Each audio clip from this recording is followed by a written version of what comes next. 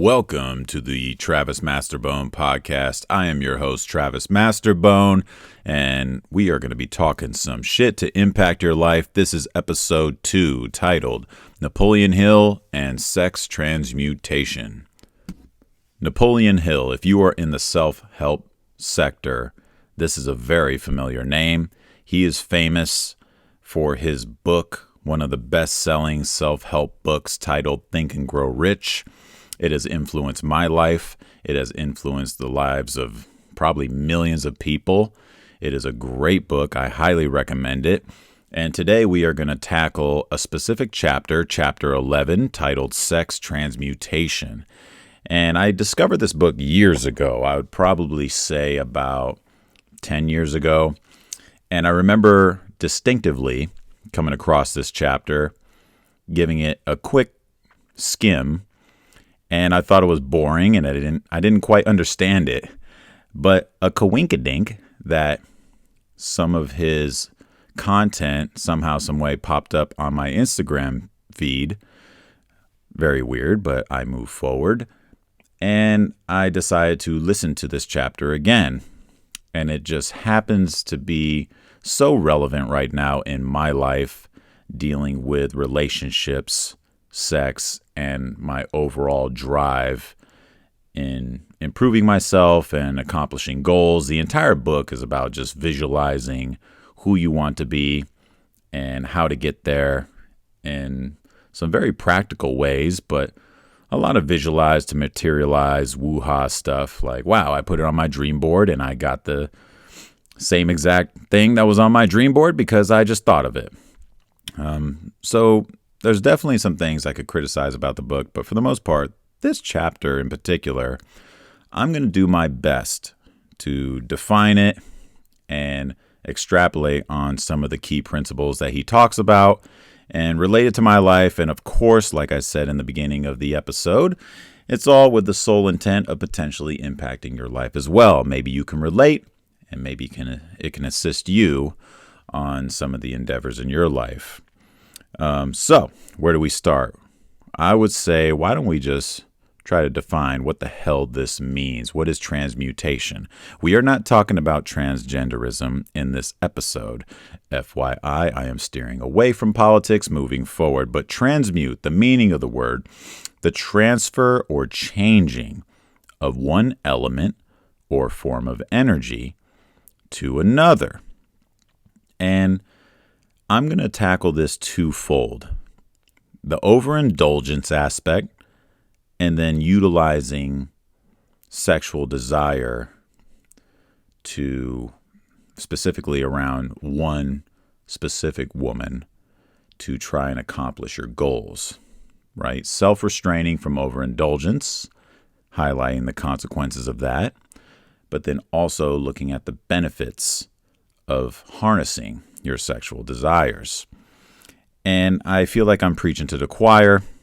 Of course, we know sexual desire is extremely potent within our culture, society, and humanity as a whole.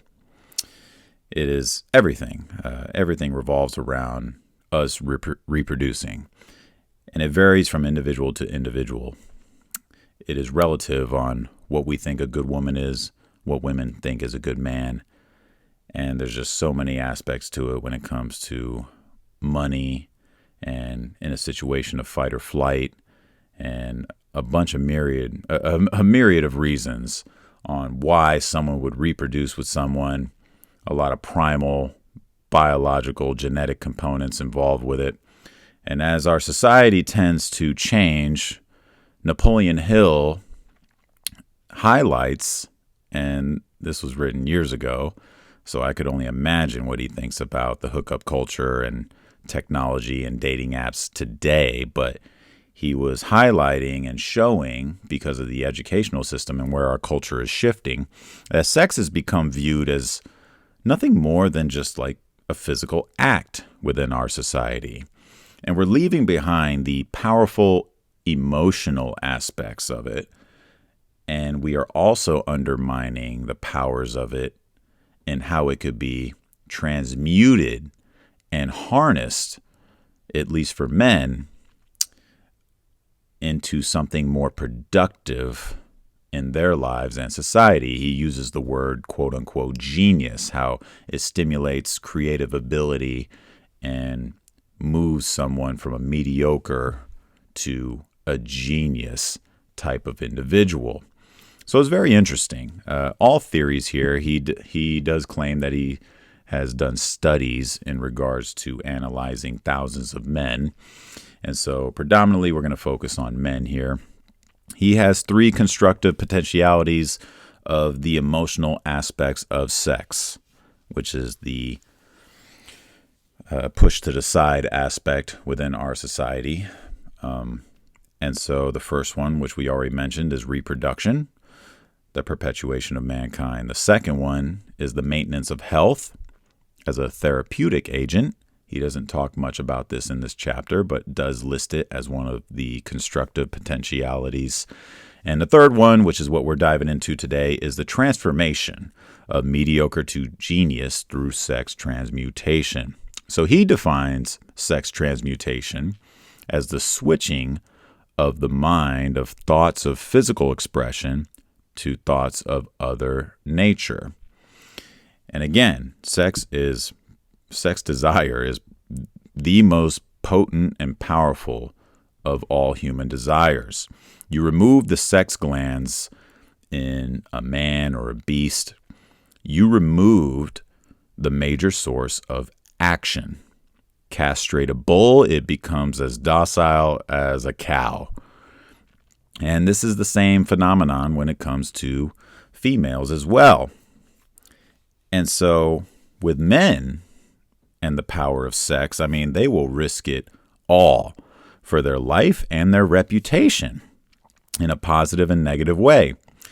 And the negative way is, you hear these scandals all the time about prominent, high, elite, successful people who cheat on their wives and do insane things that put their reputation on the line, and it becomes public, yada, yada. All for what? Just for some immediate gratification? That must mean in the moment it is quite powerful. But if men were to harness this in a different manner, men develop things that Napoleon Hill lists off as the keenness of imagination, courage, willpower, persistence, and again, the creative ability aspect. And so let's look at the twofold aspects of it all. I am in a point in my life where, sex, to be completely honest and frank, has become very numb to me recently, ever since my divorce about 7 months ago. For whatever it may be, it has been something that I consciously, and I guess you can use the word guilty. I feel like I've been overindulging, and maybe we should put some constraint on this. If you feel like you're experiencing the same thing, hear me out. The willpower aspect of it all is, what can we stop? What bad habits can we inhibit for the greater good? And really tapping into patience and delayed gratification again. And there's so many benefits to it. Honestly, when you overindulge in such a culture, especially when you're when you're living in a place like Scottsdale, Arizona, where the options are everywhere. I mean, the temptation is right in front of your face. And so the benefits of just getting away from all this, it's distracting. You're wasting time. You are definitely wasting money. And it's destructive to your health. Napoleon Hill says it himself. A sex madman is no different than a sex dope man, right? He compares the overindulgence to narcotics and alcohol. And it's true. And again, it's just like what I said earlier at the start of this.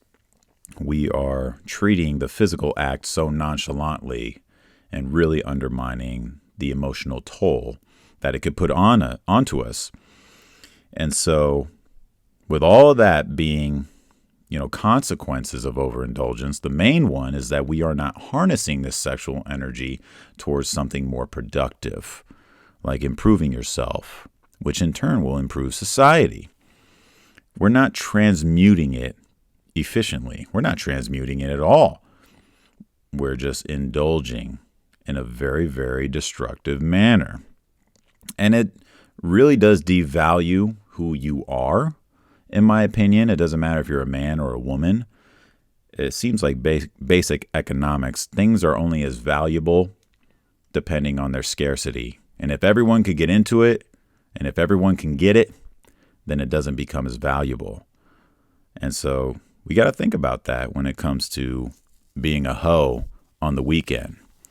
Not to mention that it's most likely linked to poisoning yourself with alcohol, staying up late, inadequate sleep, and when have good decisions ever occurred at 2 a.m. on a weekend, or 3 a.m. or 4 a.m.? Just a myriad of reasons to just not even get involved in all that. Go do something a bit more productive in your life. So that's the overindulgence phase. And for me, I'm taking a break from relationships in general with women, but also sex. And it's honestly been very therapeutic and beneficial for me. And I highly recommend it if you're out there and you feel like you're experiencing similar hiccups in your life when it comes to relationships and sex. And so the second part of it all is that we can use this and transmute it from the right source. And so he mentions in his chapter how men reach their true potential and their real pace of success in their 40s and beyond in their 50s, which is really quite fascinating. And he lists off prominent figures such as Andrew Carnegie, Henry Ford, William Shakespeare, Abe Lincoln, Thomas Jefferson, a ton of different successful individuals in our history. And he always links it that they had some inspiring woman behind them or in their minds. And so I find that interesting. I mean, there's a lot of ways that we can look at it for the reason why men become more successful in their 40s, 50s, and 60s. But in regards to sex, the power of love, that emotional aspect that you couple up with it, man, that can get you going. And I try to utilize this in a way where, okay, maybe you can use it if someone broke your heart. You want to prove them wrong. That type of mentality. I'm sure some of you guys can relate to that, where, okay, I'm going to improve myself to an entirely new level. The next time they see me, they're going to regret it. You know, in a weird way, that is harnessing and transmuting sexual desire. But also, if you find the right woman, which these men, probably in their 40s, 50s, and 60s, I'm assuming they're not poking their dick around in Scottsdale, and they're being a bit more conscious that they're ticking towards the end of their life, that they want to focus on themselves, but also they probably have a wife or someone that they love where they feel like they have to improve themselves and be a better man so their woman doesn't leave them. There can be some primal, biological, genetic components to that, I would assume.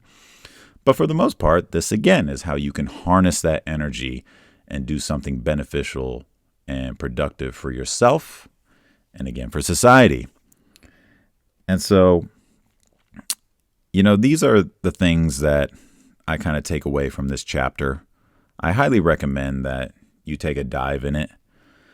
Again, for me personally, I've taken this step back. My last episode was about loneliness and getting in touch with myself, loving myself, and figuring out what I want to do with my life. And sometimes if you are in that cycle of just sleeping around and, you know, screwing around on the weekends, behaving like a hoe, spending money and poisoning yourself, maybe it's time you take a step back from all of that and not be that, even if it's temporarily, and see what pans out. You know, if you have a lot of situations or issues in relationships, and they just keep on coming up. They keep on coming up, right? They keep repeating themselves. The definition of insanity. You know, look in the mirror and take a step back yourself and maybe maybe you're overindulging and you're suffering from some of those consequences that Napoleon Hill is highlighting. And we all want that woman that we can have and know that we have that can help perpetuate us into further greatness, even if it's in our 40s, 50s, or 60s. I'm a patient guy. I'm 33. But that is, in my heart, I think the majority of men do want that. And I think women want that too, in some way, shape, or form. And so I really was touched and impacted by this chapter. It's amazing how you revisit books from years ago and then relearn stuff and rediscover stuff. So again, Napoleon Hill, Think and Grow Rich, tons of stuff within this book in regards to reaching financial freedom, a state of happiness, and then this chapter, utilizing and transmuting sexual desires for the better. So again, thank you so much for tuning in to the Travis Masterbone podcast. Please go like, share, subscribe, all that shit. And I appreciate it. I hope to see you tuning in next time. Farewell.